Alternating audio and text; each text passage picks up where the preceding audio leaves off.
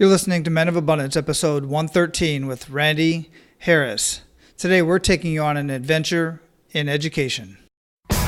Welcome to Men of Abundance, the podcast for those looking to level up their lives by hanging out with some of the greatest leaders and established professionals in our community, living a life of integrity, honor, and the abundance mentality.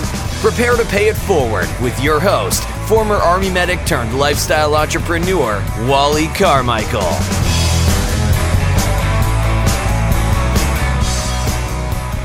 Aloha, Men of Abundance. I am Wally Carmichael, your host of the Men of Abundance podcast, the Pay It Forward community.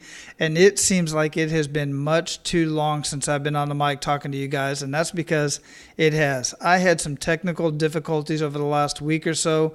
I missed a couple episodes, and when you're a one-man show like I am and you're trying to figure out all of this technology, that's one thing. You got it all figured out, you got all the settings right, and then it shuts down on you. And then you got to try to figure out how to redo the settings and all kinds of stuff.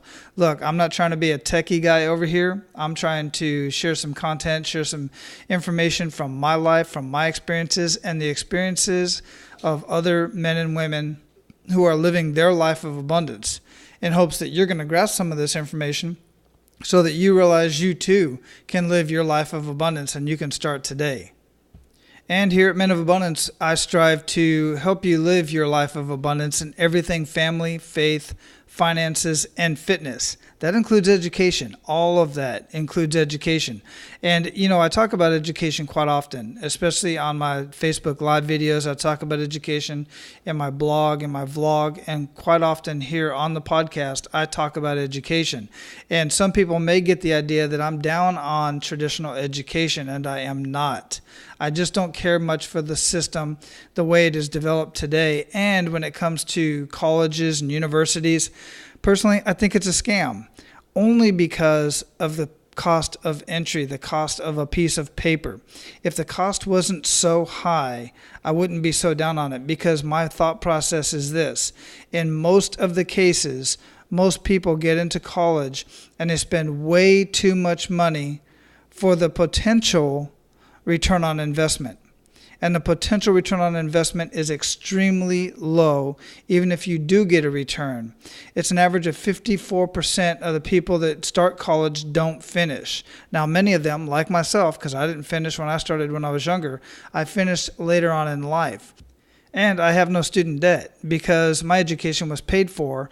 I worked for it because I was in the military, and since I was in the military, I had tuition assistance and I had the GI Bill, which my wife is currently using right now to get her education.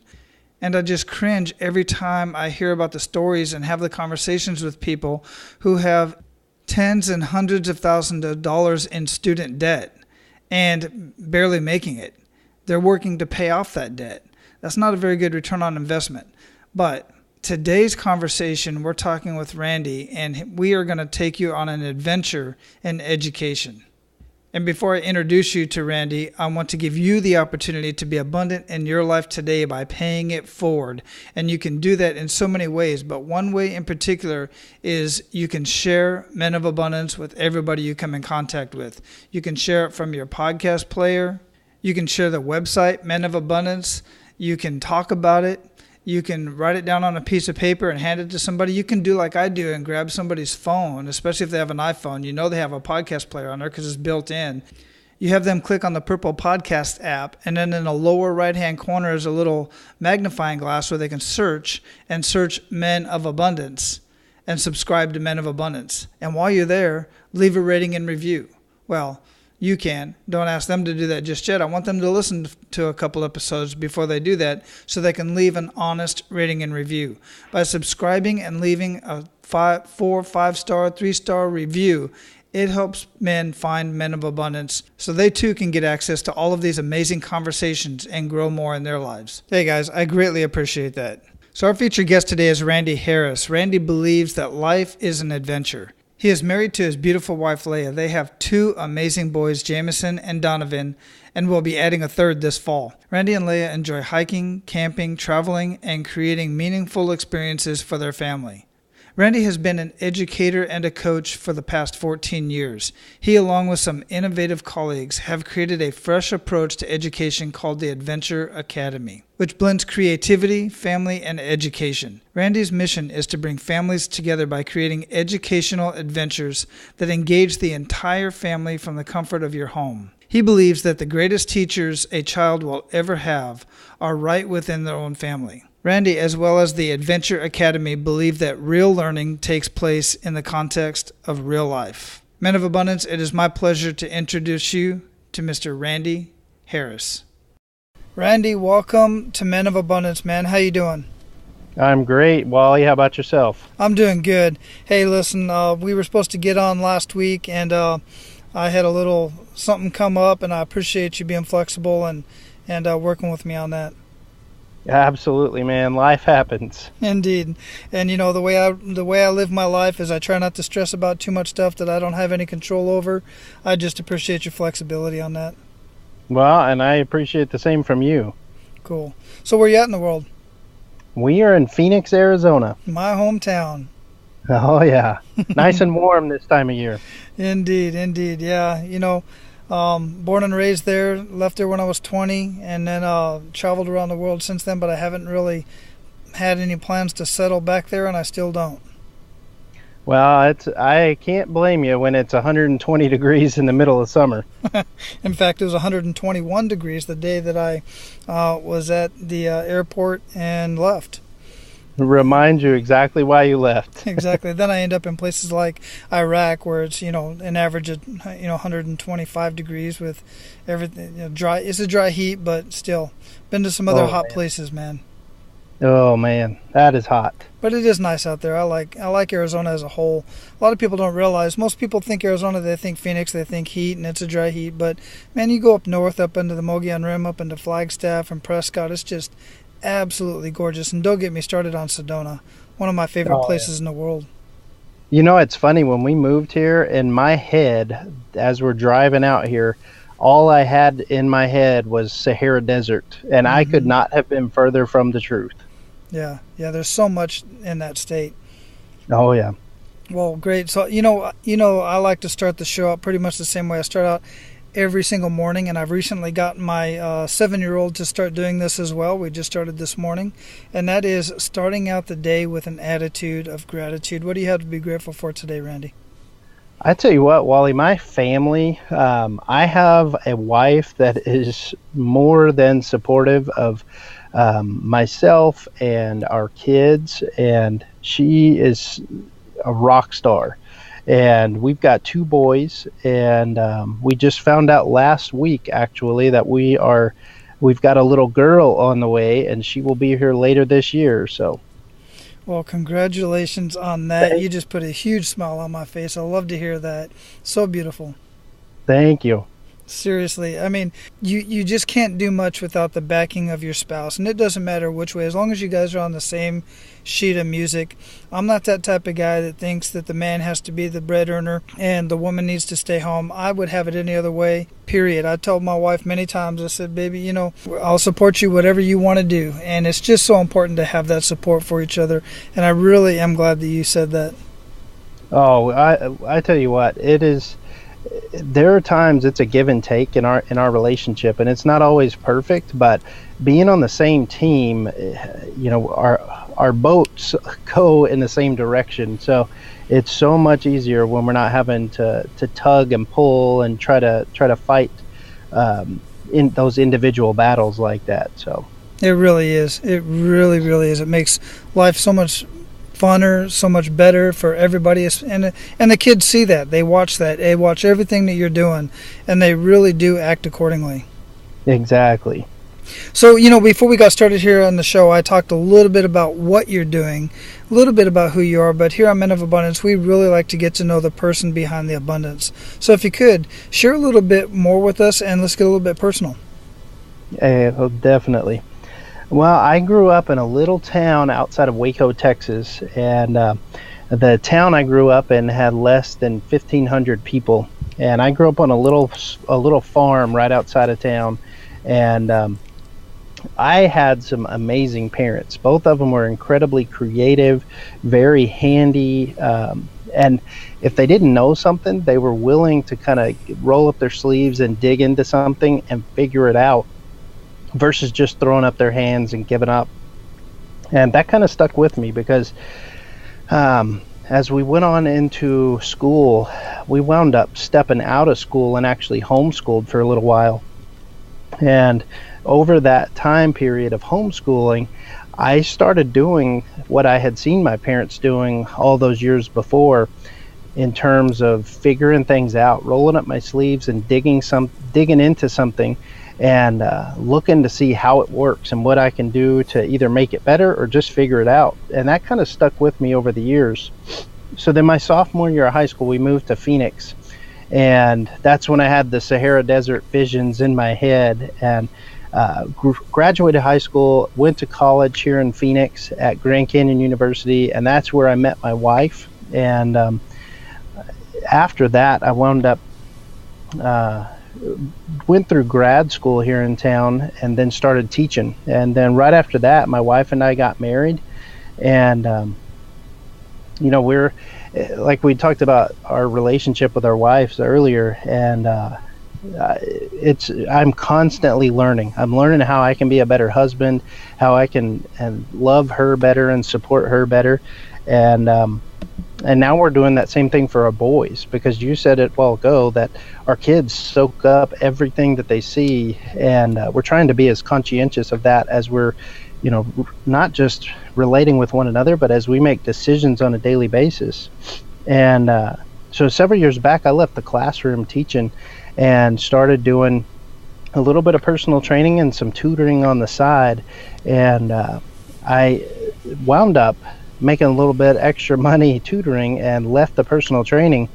And now I have the privilege of working with families in their homes and working one-on-one to small groups with their kids, doing private education for these families. So I absolutely love that. And, you and I have been talking over the last couple months, and the last time you and I got on together, goodness, I know we talked for over an hour on Skype, and that's when I really learned what you were doing with this, with what you're doing in the education and including the families. And I truly believe that families really need to get back to learning together, really engaging in education together, and whether it's traditional education or just sitting down and reading books. More importantly to me, traveling together, going around and seeing all these amazing things around the world. But you got the Adventure Academy going on, and that's what we talked about, and that's what really intrigued me about having you on the show, because one of who you are, you just truly have an abundant mindset. And then what you're doing with education, I'm a huge advocate of education, not so much with traditional education for everybody, and I do speak on that quite a bit, and I get some flack for that, but I want people to understand that education is key, is the key to the world. It really is. It's just where you get it from and how you get it is more important than anything else, as far as I'm concerned. So I love that you're doing that. Oh, well, and I appreciate all that you do in speaking on education, because from my perspective, education is a lot more than just sitting in a classroom in a formal learning environment. Education is more of a mindset. That book by Carol Dweck on mindset, that growth mindset, or the abundant mindset that you speak of so often, if we can shift our mind a little bit to think more from a perspective of learning rather than that we've already got all the answers, it opens up a world of possibilities. So it really does. It really does. And I'm glad that you recognize that, and being able to do that with the families and bring in the families. How did you get started with that? How did that all come about? Well, it's kind of funny, because I'd mentioned a while ago that I was doing some personal training, and I have always had this idea that our mind, our body, and our spirit all kind of work together in harmony. And when one of those areas gets out of balance or out of whack a little bit, or we neglect one of them, the others are going to suffer. And I saw that by sitting in the classroom because we focus so much of our time and effort on the mind, and the body and the spirit get left by the wayside. So while we do see a little bit of growth, it's not as much as it could be if the body and the spirit were brought along for the ride. So when I started doing some personal training, we started incorporating some of these academic conversations into the gym. And we started talking about things like anatomy, things like math and science, and the learning that took place was much more authentic than it ever had been, by writing notes on a board or reading out of a textbook, because they were engaging their body and their mind at the same time. And when I started working with these families in their homes, as well as developing some of the curriculum for all this stuff with my colleagues, we started realizing that if we can incorporate the mind, body, and the spirit into all the aspects of what we're doing with our families, with the curriculum, I tell you what, it really opens up learning opportunities, not just for kids, but for adults, for parents, grandparents, siblings. The whole family gets brought in, and when we all learn together, the experience gets that much richer. And we kind of took those and just started initiating more of a trial and error on a day-to-day basis, and we've learned a lot along the way, and we're still learning more today. So the key word there is the experience. There's a thing out there, a saying, and there's some data that proves this, and I always get the percentages wrong, but basically it's something like, if you tell me something, you remember like 10%, if that, and if you show it to me and tell me, I'm going to visual and audio, you remember like maybe 20%. But when you involve, when it's something that's hands-on and you involve me in the experience, then I'll remember 70 to 90% of that and retain it and actually use it. And that's pretty much what you're doing. Exactly. Well, and the one other piece that I hadn't mentioned, but having such a small setting of 1-to-1 or 1-to-2, it gives us the ability to pursue ideas and things that kids are passionate about. So they're willing to take deeper dives on things. And we may be diving into astronomy, for instance, but the cool part is we can pull in the math, the language arts, the social studies, and all those other subjects into that topical dive. So while it's just about astronomy, you get the full experience along the way as well. Yeah, that's really cool. And that's a very good point that you bring up there, because the fact of the matter is, the basics, the mathematics and the reading and the mathematics, reading, writing, all that type of stuff, it all plays in. But like you said, as you're doing this various exercises in astronomy, for instance, then you have to add all of that in there. So you're not really putting a label on it. You're not saying, okay, today we're going to sit down and we're going to learn math. And today we're going to sit down and learn how to write properly and conjugate verbs and everything. And you're just doing that inherently in the exercise. Is that right? Exactly. Well, and it's more the way that you and I live our lives on a daily basis. Mm-hmm. I mean, my wife and I just purchased a vehicle for our growing family, and we're sitting and we're using our communication skills to work out the terms of a loan or work out insurance, and then we sit down and we work out the math for our family budget. And then you've got to use the problem solving skills of what kind of vehicle is going to work best for our family. And that is more how we try to structure the learning experience for our kids and our my students, and just to make it mimic real life more than a sterile classroom environment. Right.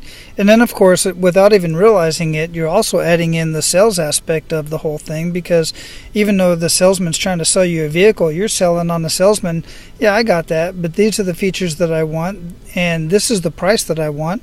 This is what I'm able to, willing to pay. It's not even about affording anything. It's about, this is what my budget is, and we're not going to go over this. And that negotiation back and forth, and you're taking that into the classroom, you're doing the same thing. Your students, parents, children alike, are having this conversation about how they understand the process of the exercise and making their point about it. So the whole thing from top to bottom truly is, like you said, learning it's functional learning. It's learning in the way that we learn and function in everyday life. Exactly. Yeah, that's really cool. That's really, it seems, it's different because nobody's actually teaching this in this manner that I know of. And I've seen I've seen like magnet schools here and there. My friend matter of fact, a friend of mine that's there in Phoenix, he put his kids through I think it was like a charter school that was owned, and it was started and funded by this millionaire couple. And I think we had this conversation before. Mm-hmm. And what they did was, when the students came into the school, they were basically evaluated on their, where they were at as far as their reading and writing and math and all that kind of stuff. Academically, where were they? And then what were their interests? What did they want to learn? And they placed them in classes accordingly. So just because by Phoenix school district would say, okay, because of your age, you should be in the 3rd grade. And that's incorrect. That's so wrong, because you're either behind or ahead, and you're either bored or frustrated as a student, and you're not doing either way. You're not progressing. But what this school was doing was basically saying, this is where you want to be. These are the students that are at your level or slightly above your level, so that you're challenged, and then they place you accordingly regardless of your age. And I love that. Oh yeah. Well, and another component that we hadn't really touched on is grading. And the grades, the number and letter grades, are something that we have actually been moving away from quite a bit in the work that we do. We do a lot of work with rubrics, so there are certain criteria and certain levels of mastery that the kids need to get to in order to move on to the next thing. And when they move on to the next thing, they're still using the skills and the knowledge that they had gained earlier, but they're just applying it in more advanced and more complex fashions. So, because, when I was in school, I figured this out really fast. The better that I got along with teachers, the better I tended to do in those classes. So grades are incredibly subjective. Agreed. 100%. Absolutely agree. And, who is it that always says this? And I'm gonna think of it in just a minute, because he's one of the guys that I really like to follow. But he always says, never let somebody else's opinion of you become your reality. And exactly. It's so true, especially in that it's strictly an opinion. In many cases, math, yeah, got it. It's either right or it's wrong. But when you're talking about expressing yourself in written form or even oral form, it's subjective. Oh yeah, exactly. Yeah, wonderful. So, there's many things that you've been doing, because otherwise you wouldn't be, with this group of guys that's building this amazing project. And along the way, I know that there's been some kick in the gut moments. I would love for you to share one of those kick in the gut moments, either on this journey or even personally, and kind of make us feel that. Definitely. Well, I started teaching formally in the classroom in 2008, and my wife and we had kind of parted ways after college and then reconnected, and we married in 2009. And I was into my 2nd or 3rd year of teaching at that point in time. And every August it would roll around, and even as a teacher, I was going and I was getting paid to be there, but I still had this feeling like I was going back to jail for 9 months, or like a caged lion, so to speak. I would sit and look out the windows during the daytime, and my blood pressure was not good, and I had dealt with that for a good portion of my adult life. One particular day, I'm sitting at my desk, and I'm surrounded by my students, and I don't know, it's really hard for me to describe, but I could not move my right hand, and I could not form words with my mouth. I didn't know exactly what was going on at the time, but after some tests and things, basically I had a baby stroke. It was called a transient ischemic attack. And I wound up stepping back and, mentally stepping back from teaching, and kind of taking a survey of where I was with my life and what I found to be the most important things. And the more that I examined what I was doing, the less and less I found teaching to be, or not just teaching, but the traditional model of education to be something that I was incredibly passionate about. Kids, I was very passionate about, but not that model and not that particular way of doing things. So that one day with sitting at my desk and not being able to move my hands, not being able to form words with my mouth, I didn't want to waste my life doing something that I didn't wholeheartedly believe in. Yeah, I get that. And I personally call that divine intervention. You listened, obviously. It took a little while to get through my thick skull. And there's so many people, and that's one of the many reasons why I'm on this whole abundance mindset thing. And so many people really do take it the wrong way in thinking that it's all about having excessive amounts of resources. And sure, that might be part of it, but it's what you do with those excessive amounts of resources. But it's also about what are you doing with your time? You have this time, and you only have so much time throughout the day. And some people give all their time to an event and a cause that they are, one, not passionate about, which isn't always a requirement, but two, what really frustrates me is when they give all of their time to something that they actually hate and despise just to make a couple bucks so that your family can live in a certain lifestyle. I mean, come on, really, at some point it's got to stop. And you were just fortunate enough to be given a sign that says this has got to stop. How long did it take you for you to make that realization? Well, that happened in 2009. I didn't officially make the jump out of teaching for another 4 years. So it took a little bit of time. Yeah, and I respect that, but, you knew at that time that something had to change. So did you kind of start building up to that? Did it take you 4 years to build up to doing what you're doing now? Or at some point you just said, finally, that's it, and I'm going to develop this program? And I understand you're working with some other guys on this as well. I am. This all started in about 2012. My view of education was pretty narrow back in 2009 when I had this TIA. So it took me a couple of years to start to see that there were different possibilities for how people learn. And in 2012, we started having some conversations that were pretty outside the box. We talked about the charter system, but even within the charter system, you're still bound by some of the requirements of the state. Mm-hmm. And some of the things that we were looking at doing were even more outside the box than that. And a little bit harder to measure in terms of the quantitative data that the state wants to collect. So in 2012, we started having these conversations and really just putting our dreams down on paper. And it was probably 2 years after that, late 2014, when we really started to see that these dreams could become reality.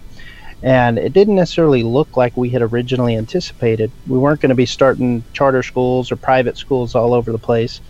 But the ideas and the philosophies of learning that we talked about back in 2012 were becoming reality on a daily basis with the families that we were working with. Yeah, that's amazing. So what's the outcome? What are some good news stories that you're getting from these families that working with you in this Adventure Academy? Well, I will tell you, there are so many things I could share with this. One particular student comes to mind, and I've worked with this young man now for almost 2 years. And before this, he had bounced from school to school for one reason or another, and really had never had that consistency in his education.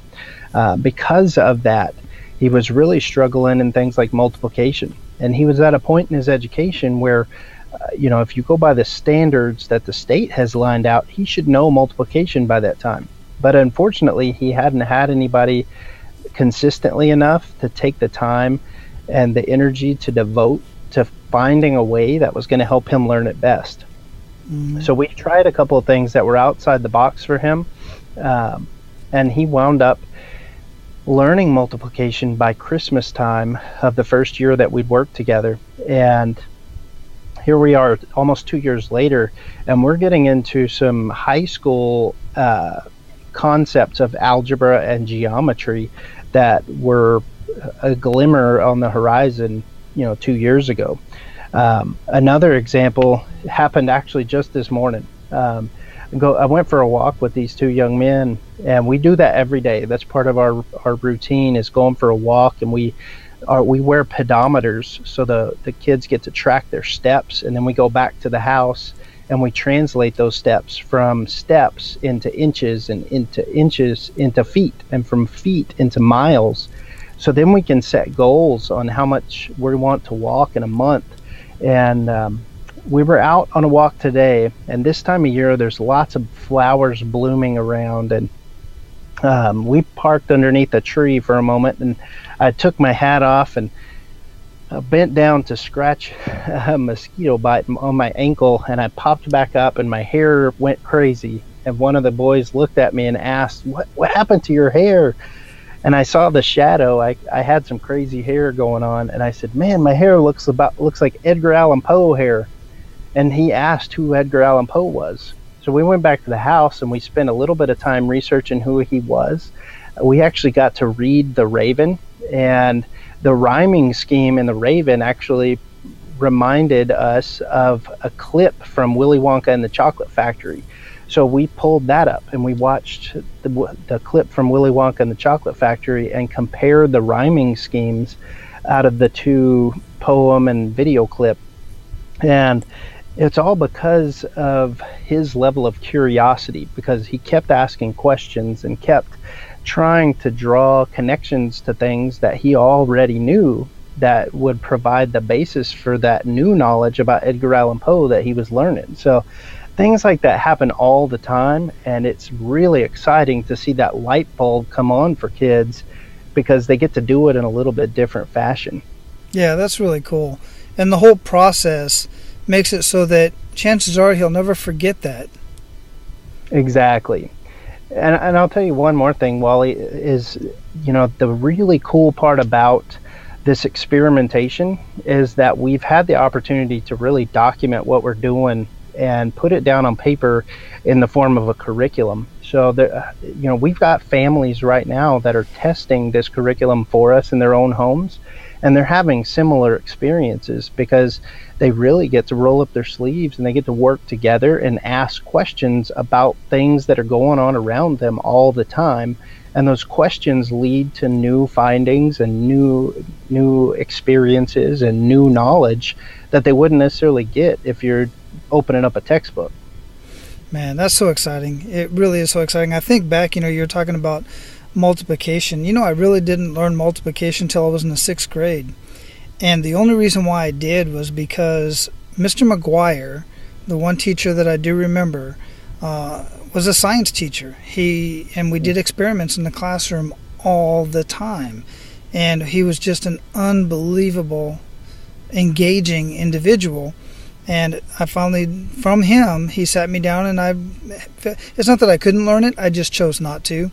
And I had no desire to, is my take on it at that age. And he encouraged me to learn. Oh, yeah. And it just made that much of a difference because he involved the class so much. Well, and you hit on it right there. So much of learning is based on relationship, and that's what makes our role as parents, as dads, as moms, that's what makes our role so incredibly important, because we have a relationship with our families, and if we can strengthen that relationship, the walls come down, and the willingness to ask questions and to take risks, and the willingness to fall down and fail sometimes, that willingness increases. And when you're willing to take risks like that, the gains of knowledge and the gains of experiences and financial gains later in life, those things can happen at a much greater level than they ever would without that relationship. Exactly. And I want to touch on it just to point out make a point here. We could have a whole other conversation on this, but we were talking about grades earlier and how you're phasing grades out. I love that you're doing that, because the grades are in most cases a negative response to an action. And everybody knows, and if you don't know, I'm telling you now, that learning is done through positive reinforcement, not through negative reaction, not through a negative reaction to an action. It's just so much better. So I love that you're doing that. Now, we're at the point where we're going to pay it forward to our abundant leaders. You ready to do that, Randy? Yes, sir. Excellent. Hey guys, if I've been at all successful in convincing you that you need some sort of a side hustle, you're out looking right now for some way to build a side hustle or build upon an idea that you already have. And you're trying to learn things like building a website. What website should I use? What provider should I use? What kind of marketing should I do? Online marketing, social media marketing. Should I look at these new bots, these Facebook bots? How do I create an email list? What autoresponder do I use? I mean, I can go on and on with all of the different intricate parts of starting a business, whether it's online, offline, brick and mortar, out of your home, whatever it is, you name it, you don't have to look any further. You can get it all in one place in a membership site called Freedom, Freedym. And I'm a member of Freedom. I'm always in there. I'm always learning new things. They're consistently adding new video tutorials, which is the way that I like to learn. I like to watch the video, pause it, then go implement it, then start it again and continue on from there. And you can go back all the time, anytime that you want, and watch these videos. Freedom is dubbed the Netflix for entrepreneurs because there are so many videos in there from all kinds of different people, not the same person. That's the cool thing about it. Yes, Ryan Lee is the creator of Freedom, and you'll hear him a lot. But he also brings on other experts that are experts in their fields, people that he learns from, and he shares that information with all the members within Freedom. Now, you can get access to Freedom by going to menofabundance.com, click on the resources tab, and scroll down and you'll see the Freedom logo. Now, if you are looking to get started with Freedom, I am asking you to use that link because it is linked back to me. Because since becoming a member and absolutely loving everything in there, I became an advocate, and then I found out I could become an affiliate. What that means is, for everybody that signs up from that link, Men of Abundance gets a kickback. And I say Men of Abundance because that's going back into keeping the mic on, and as I start generating more income through Men of Abundance, a portion of the income is going to various charities that I'm aligned with. So not only are you going to get the best training that you're going to find online to start any type of online business or brick and mortar business, you're also going to be helping me keep the mic on and helping a charity. How awesome is that? Paying it forward multiplied. Now go take a look at what Freedom can do for you at menofabundance.com/resources, or just click on the resources tab at menofabundance.com. Now let's get back to the conversation. Give our Men of Abundance 1 to 3 actionable steps that they can take today, and this can be either in personal parenting or in education, since that's your background.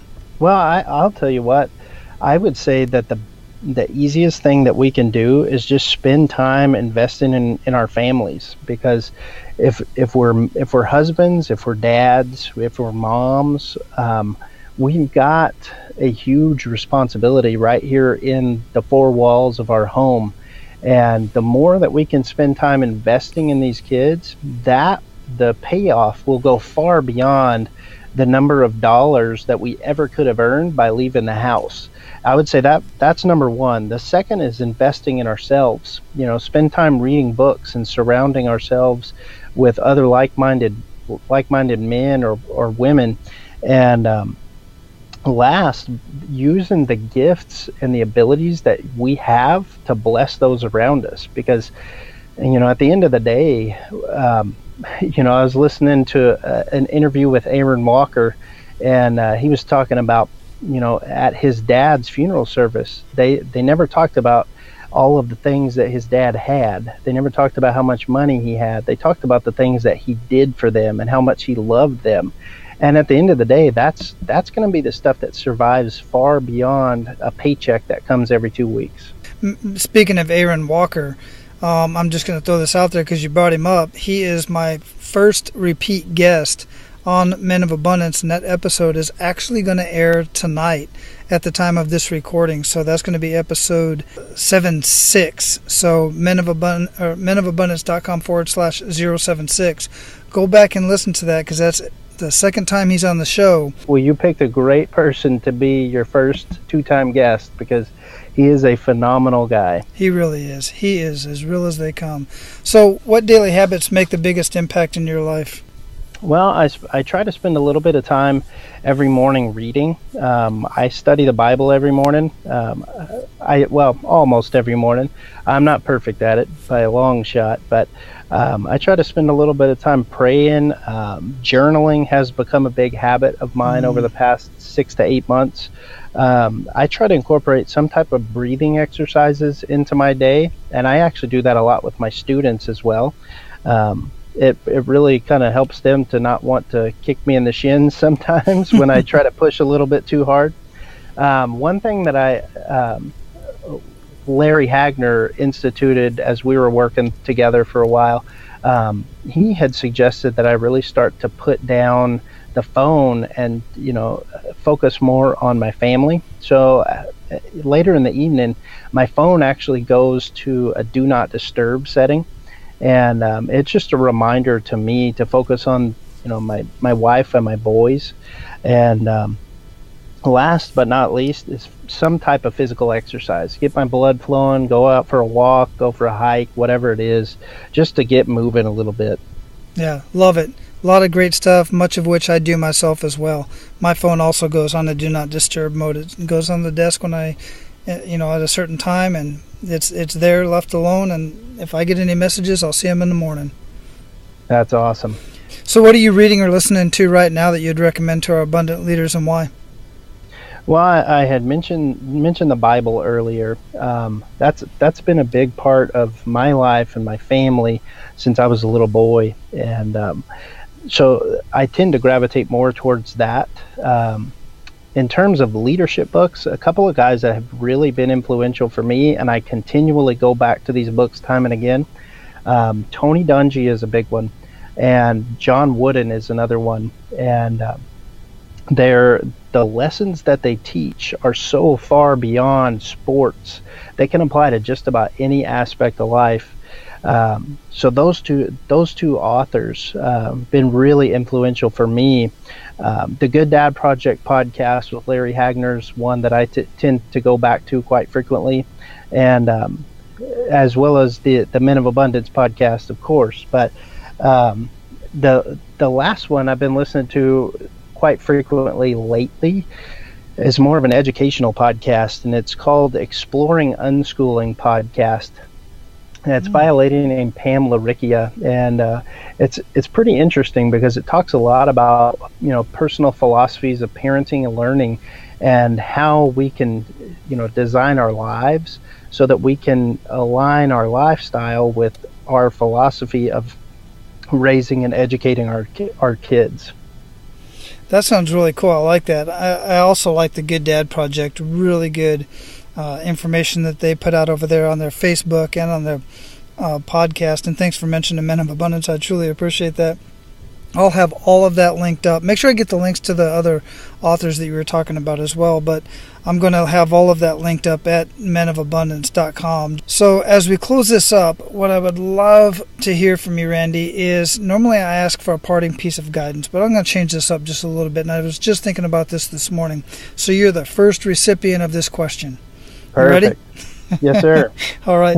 That is, we talk a lot about living a life of abundance, and I always ask this parting piece of guidance, but along with that, what I'd like for you to share with us is any advice for anybody out there who really wants to live this life of abundance. What would you say to them? I'd say a couple things.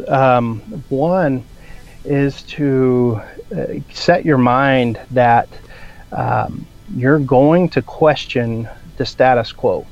Whether it is in your relationships, whether it's in your job, whether it's in your education, whatever it is, don't be afraid to ask questions, because you never learn new pieces of information if you're too afraid to ask. So that's the first one. Second one is just reach out. I mean, there's people just like you, Wally, or like Aaron Walker. They're at just the click of a mouse now. There's so much access to extremely high level individuals right through your computer or your smartphone, and these guys put out some phenomenal content on a daily basis that is not just good for motivation, but it's good for helping you to examine the way you're leading lives, and it's really great for helping to make your habits become more efficient, more productive, and encourage more success and significance in your daily life. Excellent. I absolutely love that answer, and thank you for being the first one to answer that question. It's really important. Well, thank you. I appreciate it. Yeah. So what's next for the Adventure Academy? Is this going to be moving outside of Phoenix at all? And I'm asking you this so that at the same time you can share any way that our listeners can learn more about Adventure Academy and how to find you. Absolutely. Well, I mentioned earlier that we're doing starting to write some curriculum, and we got some families testing this curriculum right now. And this is not necessarily a homeschool curriculum that we're moving towards, but it's a once a week, about an hour or so activity that is designed to pull the whole family together around an educational activity. And it's 6 weeks per unit, and each week of the unit builds on a topic that we had discussed in the previous week. So right now we're testing astronomy, and each family that's been going through it has been able to do things like building telescopes and then going out and using those telescopes as a family, or doing a star census, or sitting down and talking about your family values and all of these things. And it all ties back around the topic of astronomy. And the cool part is that we have some groups online where these families can come together and start to share their experiences. So the experience of everybody else gets to grow as well. And our goal is to do a full launch of this in August. And so Adventure Academy will be available worldwide at that point. So I would say the easiest way to find us, we're most active on Facebook. It's facebook.com/Adventure Academy. My personal Facebook page is also another easy way to get a hold of us. And then our website is theadventureacademy.org. All three of those are really good ways to get some exposure to what we're doing, kind of our philosophy behind things, and then where we're trying to go with this thing.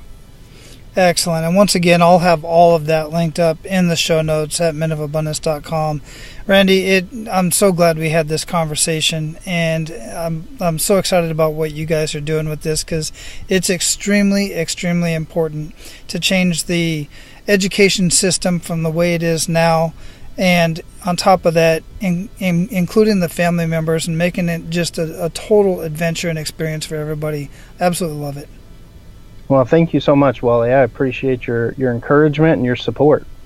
Anytime, man. Anytime. Anything else we can do for you? No, I think you've done more than enough. I really appreciate it. Awesome, brother. Aloha. Same to you, brother. All right, guys, if I haven't said it enough, education is extremely important to me, and it should be to you.